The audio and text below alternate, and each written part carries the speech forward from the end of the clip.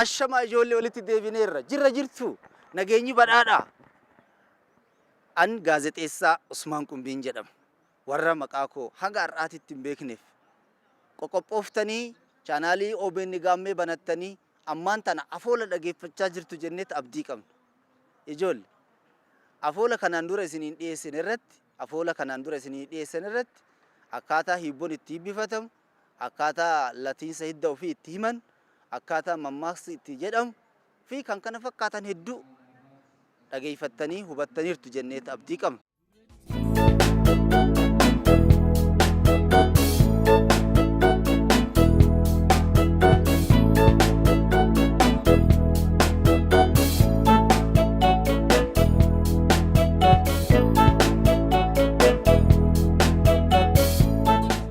Egaa ijoollee torbee kanas akkuma torbeen darbee akkuma torbeewwan kanaan dura darbee afoola isinii dhiyeessina. Afoolli torbee kana isinii dhiyeessu afoolaa oduu durii. Oduu duriin maali? Oduu duriin bakka tokko tokkotti sheekoo jedhamee beekama. Sheekkoon himaamsa adda addaa qabaa jechuudha. Sheekkoon himaamsa bineensotatti qabatanii yookiin immoo uumama lubbu qabeeyyii fi lubbu dhabeeyyiitti qabatamee himamu kan gorsa namaaf kennu jechaadha.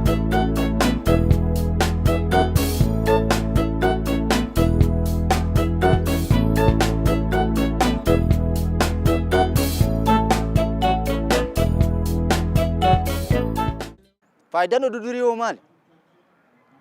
Faayidaan oduu durii akka waa qalbifattu, akka waa hubattu, nama wajjin akka waliin dhabne, qaruutummaan akka barbaachisu, gowwummaan akka hin barbaachifne kana nu barsiisa jechuudha afoolli. Afoolli oduu duriidha.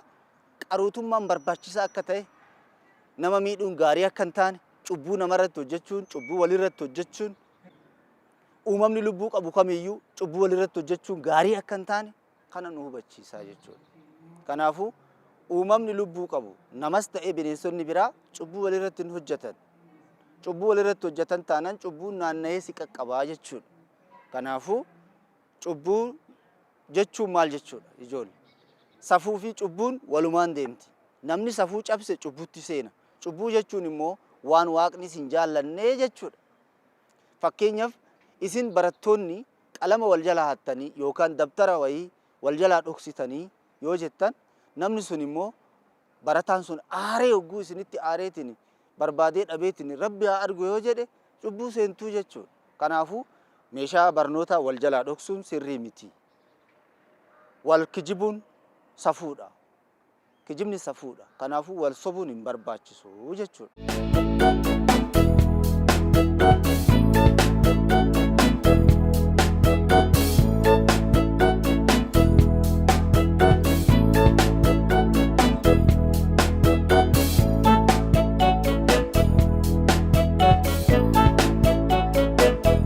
Bara tokko ilmoo leencatu ture. Ilmoo leencaa kana haati daa'imummaatti irraa duute. Hin dhibaman. Bineensonni illee akkuma namaa dhibamanii du'u. Dhibamanii du'u ka. Yookaan immoo wal dhabanii balaa walirraa geessanii du'u. Kanaafuu ilmoo leencaa dhiifte haati leencaa duute. Amma immoo haati arbaa tokko, haadhoon arbaa tokko arbiin beektanii bineensa guddaa sana. Bineensa humbii dheeraa qabu, kan kalaadaa akkanatti qabu, akkasumas humbii dheeraa qabu. Funyaan dheeraan sun humbii jedhama yookaan kumbii jedhama. Arbi kumbii dheeraa qabu sun haadhoon tokko dhufee ilmoo leencaa haati irraa duute argee yoo inni booyu fuudhee sossobee hoosisee harma ofii hoosisee guddise. Akka miidhaan irra hin geenne eegee kunuunsee guddise. Yogguu kana ilmoon arbaa kun gaafa guddatee jedhu ilmoon leencaa kun gaafa guddatee jedhu leencota ofii barbaadeet fira ofiititti gale. Nan galaa fira kiyyattan galaa jedhe. Haadhoon arbaa kun maaloo si guddise nu lachuu bineensuma bosona jirra. Ani sooranni kiyya margaa fi muka baala mukaati. Ati ammoo foon nyaatta. Barbaadadhu waanuma waaqni si argamsiise adamsadhuuti nyaadhu walumaan jiraannaa jedheeni haadhoon arbaa kun kadhatee dadhabe. Galu malee arboota dhiisee leencota ofii warra isa fakkaatutti galu malee galii jetteen. Hin gale yoo galee jedhu leenconni biraa maal jedhanii isa gorsan arba kana nyaadhu akkam goote godhiitii nyaadhu maaliif bira teettaa jedhanii. Lakkii arbi kun harma hoosisee na guddisee ani nyaadhu cubbutti seenuu jedhe. Didaniituma dhidhiibee warri leencotaa gorsanii leenci tokko gorsee nyaadhu jedhanii. Amma mukarra bahee gaafa arbi muka jala darbu utaalee duyda arbarra bu'ee ciniine. Arbi immoo humbii isaatiin qabee ilmoo leencaa guddate kana ka isa ciniinuuf ufumaa inni guddisee isa ciniinuuf duydarra isa bu'ee mormarra ciniine kana fuudhee humbiidhaan fuudhee darbate. Ani si guddisee akka bineensa leenca taatee leencuma taatee akka jiraattu si guddise malee akkana deebitee nan ciniintuuf yookaan akkana nyaattuuf si guddisne jeeni waaqni haa argu harmi si hoosise haa argu jee biraa deeme. Amma leenci kun yoo dura haadhoo arbaa isa hoosisee isa guddise kana ciniinuuf irratti utaalee ture garuu humnaaf hin dandeenye irraa bu'ee ture. Kanaafuu yeroo biraa ammas itti deebi'ee ciniina jedhee mukarra bahee qophaa'ee itti utaale. Gaafa kana mukni qarri wayii jidduutti waraanee ilmoon leencaa sun du'ee jechuudha. Ilmoon leencaa yogguu du'u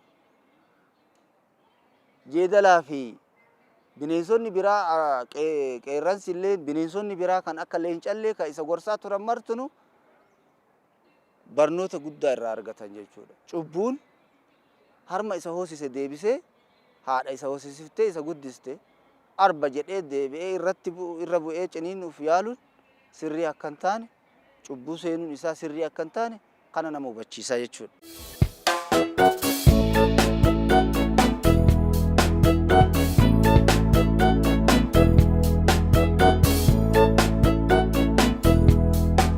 Egaa kaa ijoollee afoollee oduu durii qaruutummaa gamnummaa maalummaa waan tokko akkaataa mala waan tokko itti argatan nama barsiisaa jechuudha. Kanarratti hubannoo argattaniirtu jennee abdii qabna. Torban sagantaa wal fakkaatu biraatiin walitti deebinaa. Hammasitti afoola har'aa kanumaan goolabnaa. Kanumaanan xumuraa. Torban sagantaa wal fakkaatuun walitti deebina. Hammasitti nagatti ijoollee. Ashuu nagatti. Nagatti.